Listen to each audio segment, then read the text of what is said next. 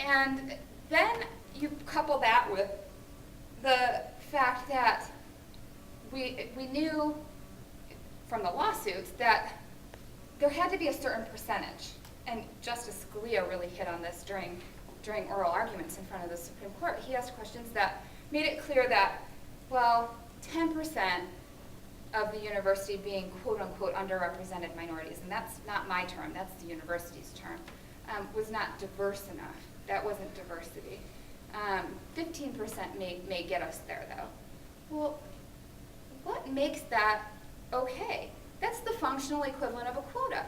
To say that 12%, a range of 12 to 14% gets us there, that is the functional equivalent of putting a number on it and saying, this is what we need to have, and we're going to make sure that we get that by any means necessary.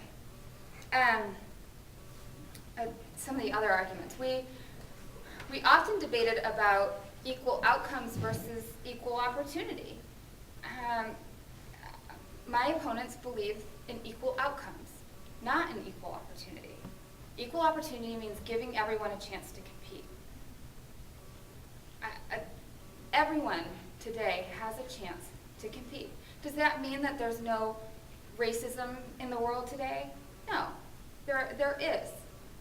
And there definitely will be for as long as the government says that they're allowed to treat people differently and shines a big spotlight on people's race. There will be for as long as people look at that and are resentful and wonder if they missed out on a position or or getting into college because of their race. It puts a giant spotlight on it rather than looking inside and looking at your abilities and your accomplishments. One of my favorite moments during the campaign was when there were a bunch of coaches who came out against the initiative and said, we need diversity. Will you point me to a basketball coach or a football coach who's focused on diversity rather than having the best talent on the floor at any given moment? You point me to someone who's going to put someone, me, I can throw a ball, I can catch a ball, I can tackle. I played football with my brother in our front lawn growing up. Why shouldn't I play for the NFL? Because I'm not qualified enough to play for the NFL.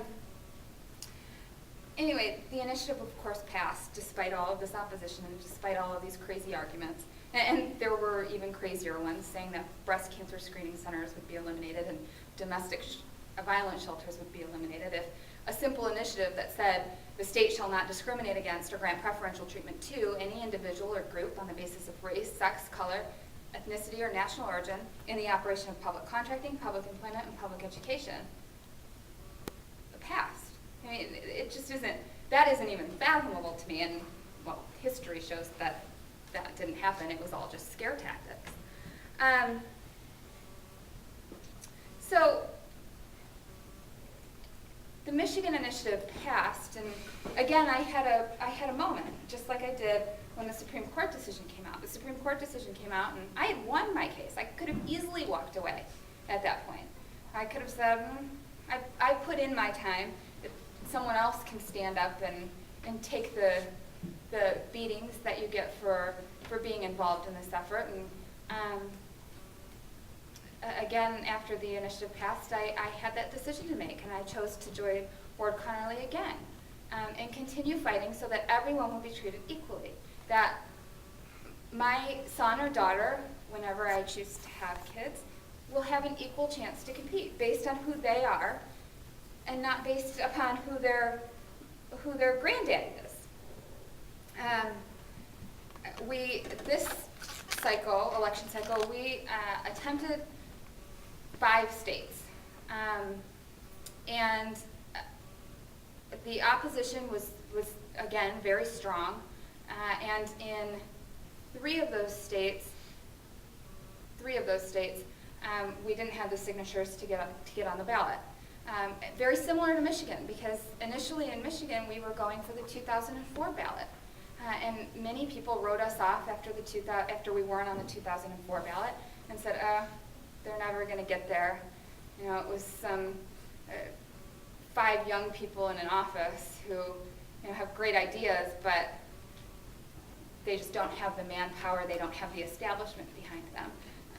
So I don't think that that really says anything negative about the issue. I think it says that we go back in 2010 and we continue to fight.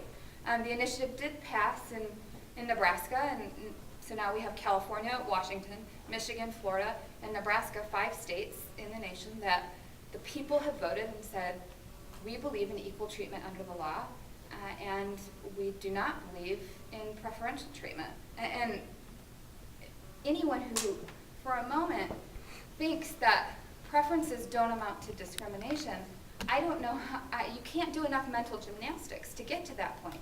When the government chooses to prefer one group over another, that is discrimination to someone else.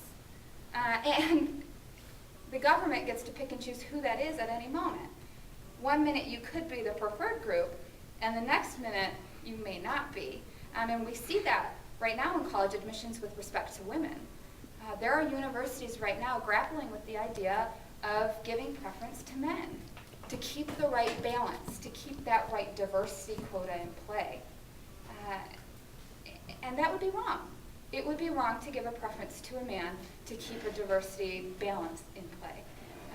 But that's really telling to me, that the government believes that they can go in and they can change the rules and who's preferred at any moment.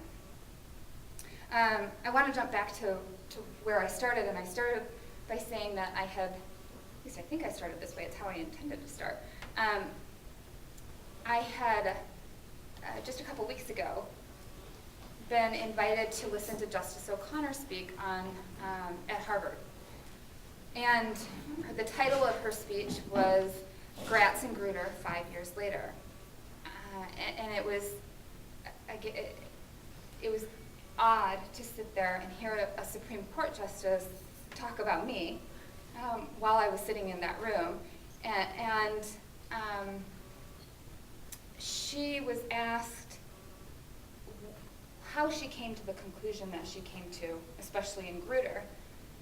And she said, to me, both sides are really far apart, and we need to find middle ground.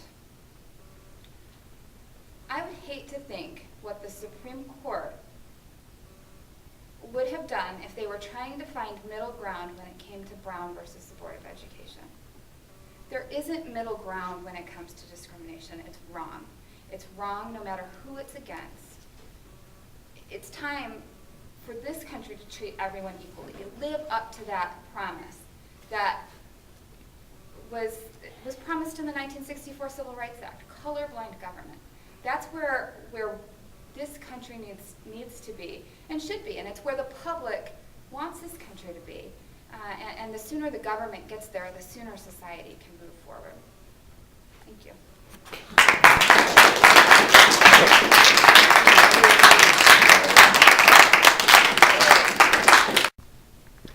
Yeah, I saw on the Bill O'Reilly show when you were interviewed that you said that Luke Massey of By Any Means Necessary threatened you with a knife. And I've also heard that petition gatherers have been doused with water by BAM people. What other violence has the campaign faced? Well, By Any Means Necessary is a radical organization that lives up to their name. They will use any means necessary to try to keep these issues off the ballot. They really are a radical group. This year in Missouri, we encountered Acorn, where we had petitions that were stolen and ripped up. I mean, like you said, we had people doused with water. We had petitions that were doused with red Kool-Aid, things like that. Nothing. I mean, while it's outrageous and it shouldn't be tolerated, it isn't something that I tend to focus on. That organization, their intent when they do this type of stuff is to intimidate and to